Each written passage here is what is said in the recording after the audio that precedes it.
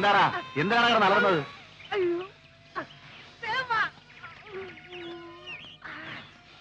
എന്ത് പറ്റിയടാ? വെടിവെച്ച കേട്ടപ്പോ ചങ്കിനകത്തൊരു കുളത്തിപ്പിടുത്തം. നീ എന്താ ഇങ്ങോട്ട് വന്നത്? ബംഗ്ലാവിൽ കാനഡ കൊച്ചമ്മ വന്നേക്കണ്. കാനഡ കൊച്ചമ്മ? ആ, നമ്മുടെ നന്ദിനി കൊച്ചമ്മ. നമ്മുടെ ഓഫീസിലെ സൂസന്നയോട് ചട്ടിയിലിട്ട് വറുത്ത പോലെ കുറെ ചോദ്യങ്ങള്. എനിക്കൊന്നും മനസ്സിലായില്ല.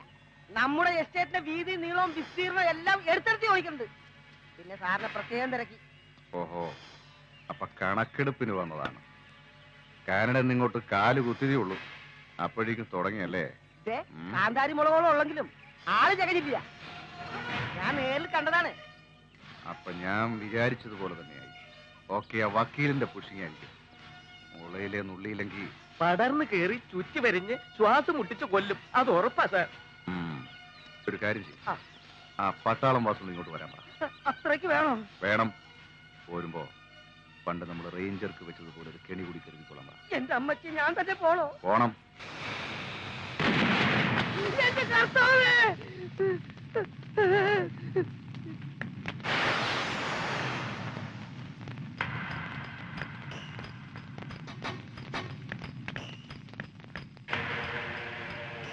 पाकिस्तान में 40 पैटर्न टैंक को खत्म हुआ एक बम से, सिर्फ एक बम से।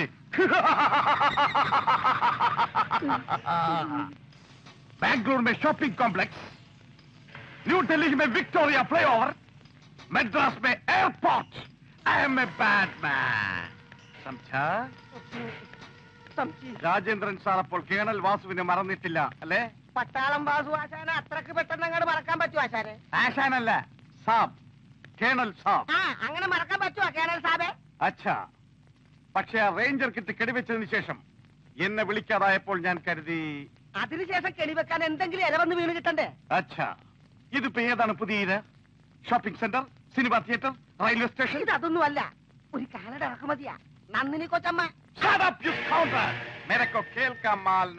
ദൈവത്തെ ഓർത്ത് സാബ് ഒഴിഞ്ഞു മാറരുത്. ശ്രമിക്കാം. ഒരു ഇന്റർനാഷണൽ ലൈനിലുള്ള ഓപ്പറേഷൻ ആയിരുന്നു എന്റെ സ്വപ്നം. My prestige. എങ്കിലും ഇതൊരു ഗോൾഡൻ ചാൻസ് ആണ്. സംശ, ഏത് കണിയാണ് വേണ്ടത്? Human bomb, belt bomb, letter bomb, briefcase bomb, meter time bomb, ഇതൊക്കെ പൊട്ടുവോ? और ഫ്ലവർ ബോംബ്. പുള്ളിക്കാരി വന്നിരിക്കുന്നത് കാറിലാണ്.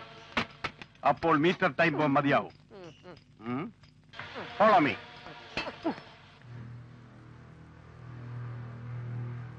അക്കൗണ്ട്സ് ഒക്കെ അപ് ടു ഡേറ്റ് ആയിരിക്കണമെന്ന് എത്ര തവണ ഞാൻ പറഞ്ഞിട്ടുണ്ട്. ഒരാഴ്ച ഞാനൊന്ന് മാറി നിന്നാ മതി, അപ്പോഴേയും കാര്യങ്ങളൊക്കെ തകരാറിലാക്കും. എന്താ ആരും ഒന്നും മിണ്ടാത്തത്? ഇതൊക്കെ കറക്റ്റ് ചെയ്തെന്ന് എനിക്ക് കൊടുക്കും. At least 1 month sir. ഒരു മാസമോ? No, only 15 days.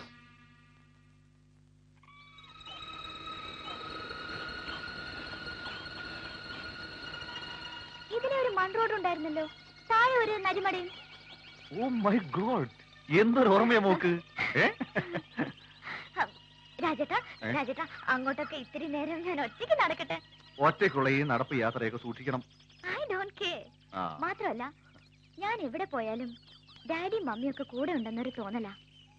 പിന്നെ അറിയാത്ത വഴികൾ അന്വേഷിച്ച് കണ്ടുപിടിക്കുന്നതിൽ ഒരു ത്രില്ലുണ്ട് രാജേട്ടാ. ഓ ആയിക്കോട്ടെ ആയിക്കോട്ടെ. Okay, by.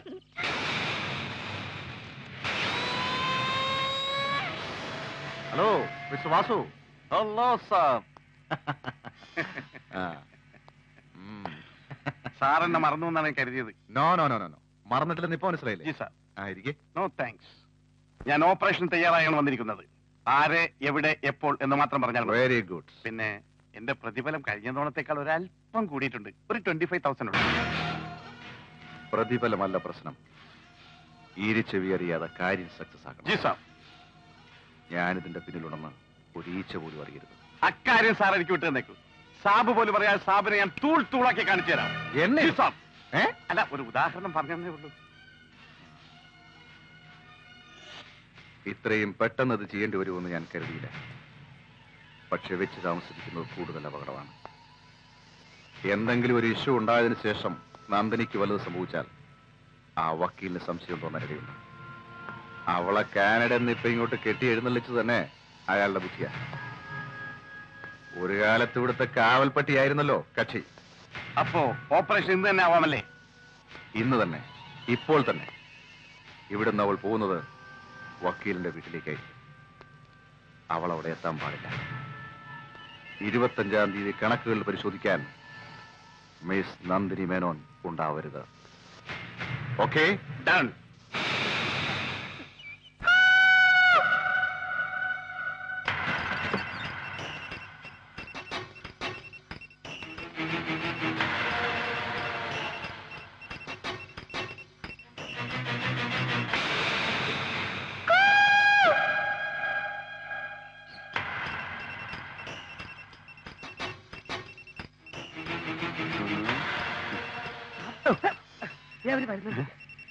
എന്താ ഞാൻ അങ്ങോട്ട് മാറിയേക്കാം?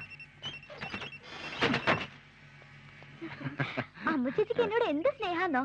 രാജേട്ടൻ എന്നും വീട്ടിലേക്ക് വരാത്തതിൽ അമ്മ ചേച്ചിക്ക് പരിഭവാ. അതെയോ? ഇന്ന് തന്നെ കൂട്ടിട്ട് വരാന്ന് ഞാൻ വാക്ക് കൊടുത്തിട്ടാ വന്നത്. അതെന്താ?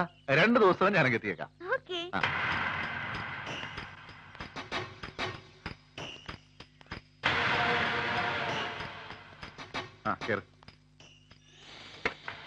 മോളെ സൂക്ഷിച്ചോടിക്കണേ, മുഴുവൻ ഹെയർപ്പിന്റെ വിളവളാ. യാ. Okay, see you. See you.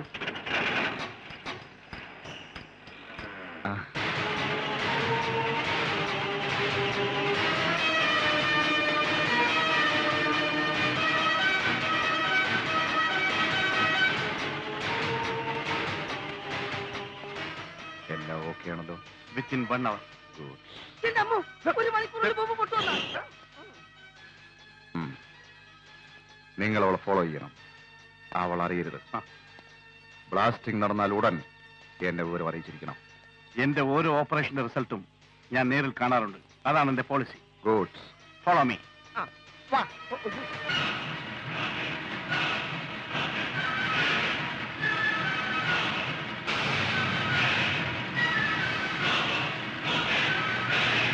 പോക്കേണ്ട. അവളുടെ ഒടുക്കത്തെ പോകാൻ ഇങ്ങനെ ഫോളോ ചെയ്യുന്നത് എനിക്കൊരു ത്രില്ലാണ്. പണ്ട് ഡാറൂണിൽ വെച്ച് പോലീസ് ജീപ്പ്. എന്റെ പൊന്നും കുറിച്ച് മുത്തപ്പ, നമ്മ ടൈം ബോംബ് വെച്ചത് ഇവന്മാർ ഇത്ര പെട്ടെന്ന് അറിഞ്ഞ. കമ്പ്യൂട്ടറിൽ കള്ളം പറഞ്ഞാൽ കണ്ടുപിടിക്കുന്ന മെഷീനും ഇറങ്ങിയ കാലമാണ്. നമ്മൾ മനസ്സിൽ കാണുമ്പോൾ അവരെ സ്ക്രീനിൽ കാണും. ഏതായാലും പിടികൊടുക്കരുത്. ജൽദി. അത് ശരിയാ. എടാ പാണ്ഡ്യ, ആ തെണ്ടികൾക്ക് സൈഡ് കൊടുക്കണ്ട, വേഗം വിട്ടോ.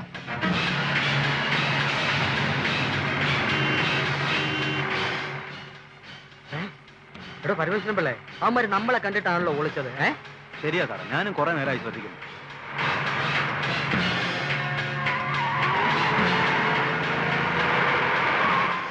കുറെ നേരമായല്ലോ അവന്മാർ റോഡിൽ കിടന്ന് കസർത്ത് കാണിക്കാൻ തുടങ്ങിയിട്ട്. സർക്കസുകാരാണോ?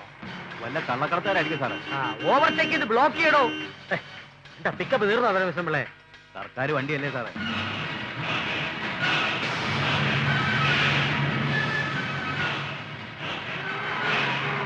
എടോ മെല്ലെ പോടോ, ഇതിന് പിക്കപ്പ് കുറവാ.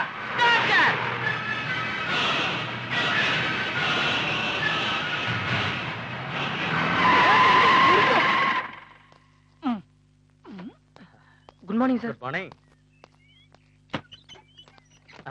Hello. Good morning sir. Good morning sir. ഇങ്ങോട്ട് ഇറങ്ങി ഓടാത്തേണ്ടികളെ. എന്നെ കണ്ടപ്പോ എന്തിനാടാ ഒളിച്ചത്? ഒളിച്ചപ്പാണ് സാർ കണ്ടത്. നീ ആരാടാ? ബോംബ്. ബോംബെ വന്ന ഗൂർക്ക വാസു. അപ്പൊ നീ ആരാടാ? ഞാൻ ചിന്ന കൂർക്ക. ജീപ്പിനകത്ത് എന്തെങ്കിലും ഉണ്ടോടാ? ഇതിനകത്ത് സത്യമായിട്ടൊന്നുമില്ല സാർ. ഇതിന് മുമ്പേ പോയ വണ്ടിയില് ആ. ഈ വാസു ഒരു ബോംബ്. ബോള് മുതലാളിയുടെ കുട്ടികൾക്ക് കളിക്കാൻ വേണ്ടി കൊടുത്തയച്ച. അത് പൊട്ടുവന്നറിയാൻ കിട്ടുമെന്നറിയാൻ വേണ്ടി ഫോളോ ചെയ്തുകൊണ്ടിരിക്കുകയാണ്. ഈ പരിശോധന കഴിഞ്ഞിട്ട് ഫോളോ ചെയ്താൽ മതി. പരിശോധിക്കാം.